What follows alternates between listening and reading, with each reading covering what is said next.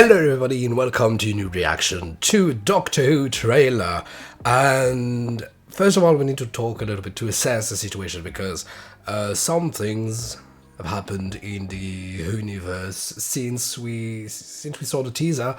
Notably a new showrunner. At first you check, the information, you think it's a hoax, then you find out it's coming from the official Doctor Who social media, then you have to believe it. RTD is back, and this has me both really excited and a little bit anxious, but most definitely excited.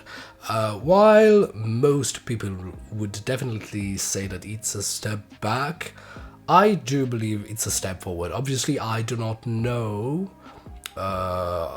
officially the reasons behind RTD being backed, even though, just like everybody else, I have a fair idea of why. But this is really interesting. This is really exciting and interesting because, the Doctor Who tradition has basically been about having new people, new doctors, new companions, new writers, new directors, new showrunners, new producers to come over and over to deliver something new about the show. And so, to me, this is very novel that they've decided to go with somebody who's been instrumental, to say the least, in the identity of Doctor Who, in the Doctor Who history, to come and to deliver a new iteration of theirs for the show. Because not only time has passed for RTD and Doctor Who, but also RTD has been working on a lot of other different projects, ever since he left Doctor Who. So this is going to be very interesting for him, I believe, to come back and to have a chance to tell us basically what he believes Doctor Who should be today, because I expect it's not going to be like the Tennant era, and quite frankly I hope so, because if you were to do the Tennant era now, I do believe that it wouldn't work because of the television standards and the viewers of nowadays standards. So I do not know exactly what to expect, but this is definitely really exciting for me. Obviously a little bit nerve-wracking because RTD has a lot to live up to. He has to live up to his own reputation. He's kind of a god in the Doctor Who pantheon, but people have been idolizing him in a way. The Whovians, I'd say so, because he's revived the show and he's done a really, really, really great job at it. But yeah, it might just come to bite him in the ass. People might be like disappointed because maybe they are expecting wonders from him. I don't know exactly, but this is something just to keep in mind. The only other showrunner, obviously, to have had the opportunity to renew himself within the show has been Stephen Moffat. There's only been 3 runners so far, but it's been Stephen Moffat, going from the 11th Doctor's era to the 12th Doctor's era. And now RTD is going to have the same opportunity to renew himself, even though Moffat had the total control from start to finish. RTD has to do with what's been given to him, not only a new set of characters to leave, but a new background to leave. When he revived the series, we Doctor Who was what it was, and now, following the events, obviously, of the Timeless Children and everything, Doctor Who is different. Now, we still have to go, obviously, through season 12, is it? Yeah, through season 12, and obviously the specials that are coming next year. So we won't see any of RTD's work before a year and a half, 2 years, something like that. He's expected to come back for 2022, 2023, yeah.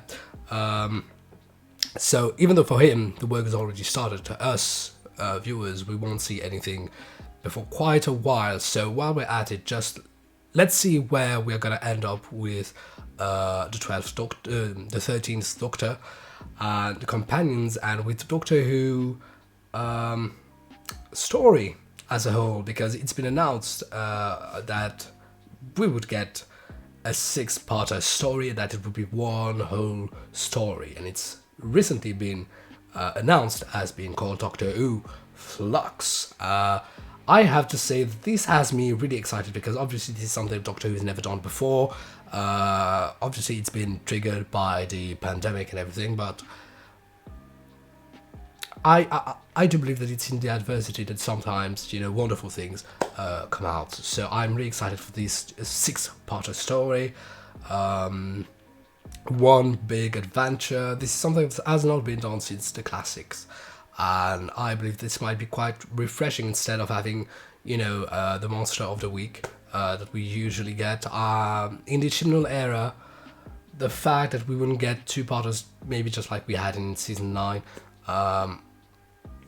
was quite controversial because we would jump from one thing to another with no really link, and you know the series intrigue would get just lost a little bit and everything.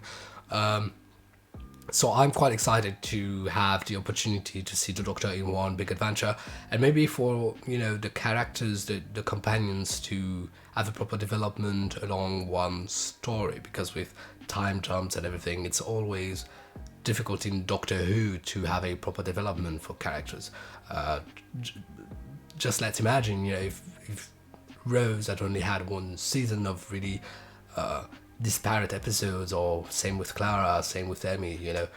So it's great that we are getting this. I would say it gets me really excited now, especially considering the specials that are going to be coming next year too. So it would seem that Chris Chibnall is going to deliver us with a set of Doctor Who,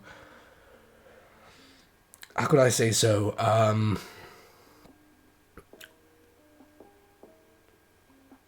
there are milestones, because following the events, like I said, of the Timeless Children, the face of Doctor Who has been changed forever, and so I think it's quite fitting to not jump into a proper series and set of adventures as we have been used to, even though at the end of the Timeless Children the moral for the top was like, you're still the same person, but for the Doctor things are going to be coming her way, and I believe the fact that we are going to have this 6-part story and the specials might be what we need to have a proper development as to what Doctor Who is going to be next, what the Doctor is going to do, how is that going to affect the Doctor, and especially now considering that Jodie Whittaker is on the leave.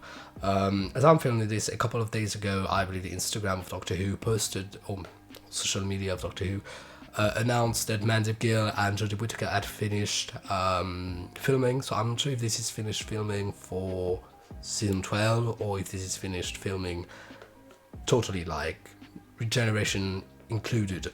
I wouldn't believe so, because I wouldn't expect RTD to already know who's gonna come as a Doctor next and what he wants to do, you know, as a departure and arrival.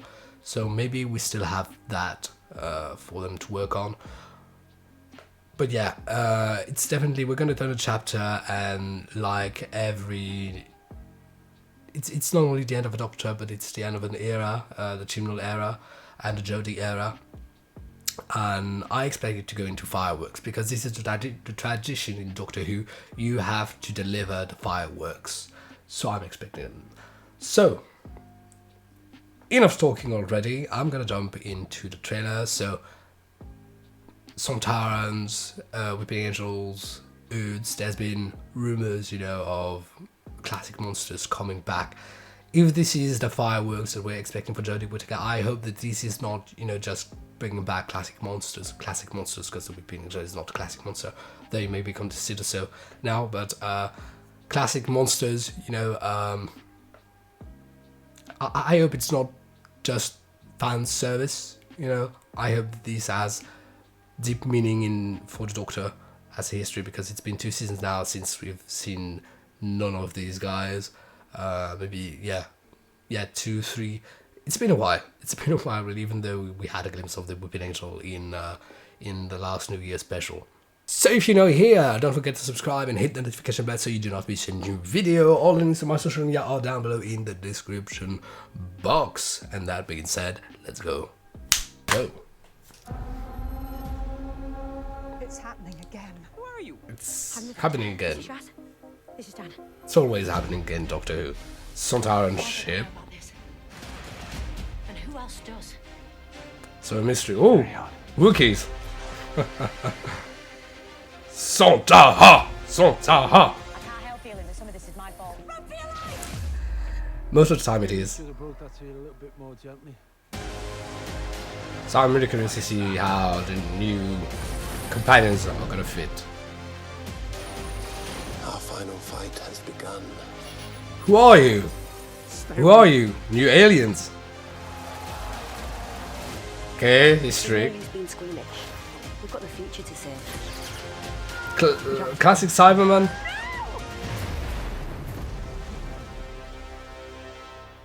Ooh. Is that it? Alright. A really short mystery. The last time we've had, you know, this firework of aliens and enemies was for the time of the Doctor. I believe. Yeah. I hope there's... I don't know, because it was... The time of the Doctor was about, you know, the face of reality going to change because the war was going to come back into the universe with the comeback of the Time Lords.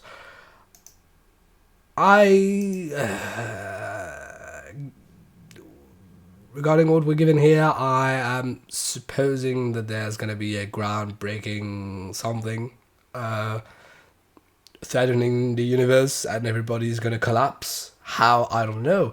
There's this new curious race of aliens, really long and curious. Never seen them before. The design is really great, I have to say.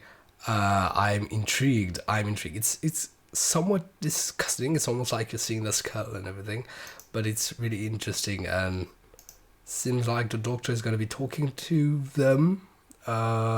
We see them in some sort of a metaphysical realm. Who knows?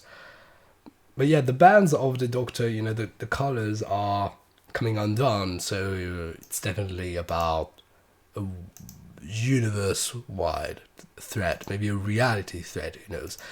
When the Hoods are around, it's usually because there's something threatening reality or really metaphysically related coming into play.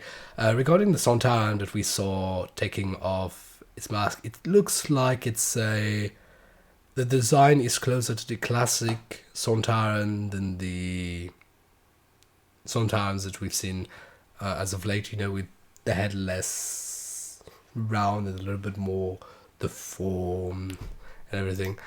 Not much to say really, apart from the fact that we get a glimpse of the dynamic that's going to be here. Obviously we've seen Dan, the new companion, Vinda, who's going to be a companion, I believe so. Glimpsed of historic scenes, battlefields, space, aliens. Basically, they're going to do one season of Doctor Who in 6 episodes. We're going to get all of our tropes. You know, we need to have the Doctor running. We need a speech. We need a historic episode. We need a futuristic one. We need one in the contemporary world. We need one classic villain, should I say so. We've got a Wookiee. I mean, how can you not think of a Wookiee when you see this dog, bear-like, long-haired face? And it's interesting because in the very first settings, it's like we see some sort of a Sontaran shipyard, and you see an alignment of ships being, I believe, built. Oh, by the way, a couple of days ago, the BBC released a picture of a Sontaran ship hovering over the Thames, I believe. They're really giving it all for the promotion of the new series. So, I'm definitely excited. We only have a couple of 2 weeks or so to wait.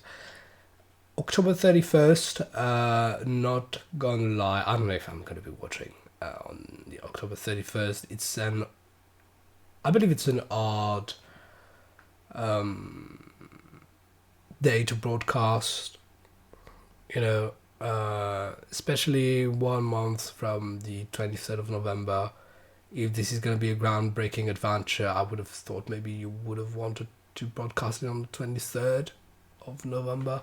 But yeah, but I'm still going to be watching, if not the 31st, then obviously on the 1st of November.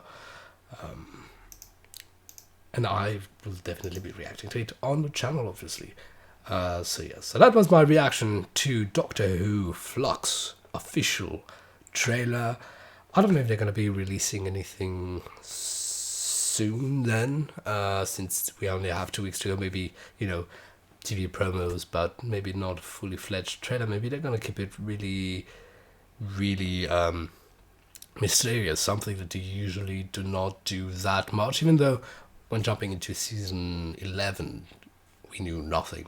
So yes, so thank you very much, guys. I'm going to see you soon. Until then, please take care. Have a nice life. Bye.